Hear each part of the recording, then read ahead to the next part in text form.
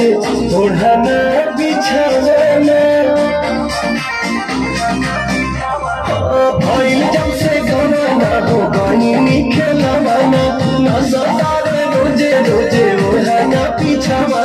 love वाला तनी कोना घोट तीन के मीटर बा लव वाला तनी कोना घोट तीन के मीटर बा आई हो दादा कैसन पियावा के चारी तरबा हाय हो दादा कैसन पियावा के चारी तरबा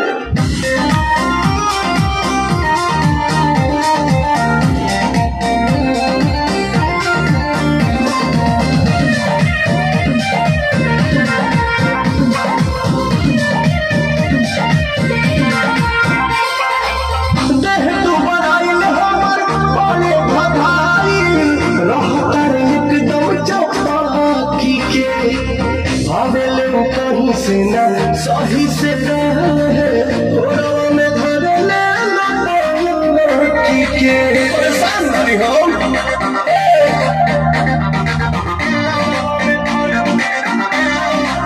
देह दुबर आइल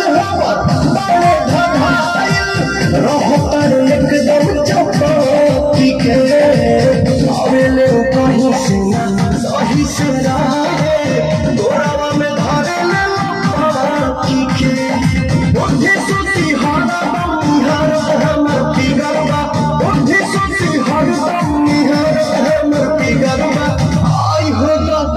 कैसन पियावा के चारी तरबा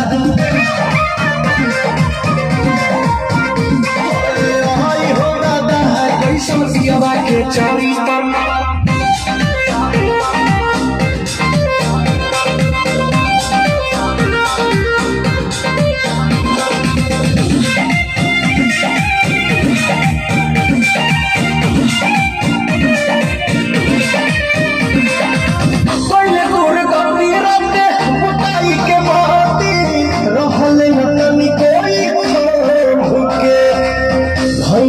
चाहरी ऐसा पाई के भतार हो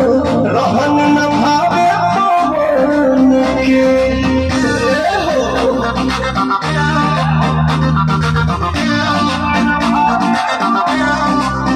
कोइले दूर दर्दी रहते बुताई के बाती रहल न तनी कोई थाम के भइनी न चाहरी ऐसा पाई के भतार हो रहन नहीं जानी मनवा के कठिन का भीतर बा नहीं जानी मनवा के कठिन का भीतर बा आई हो दादा कैसन पियावा के चारी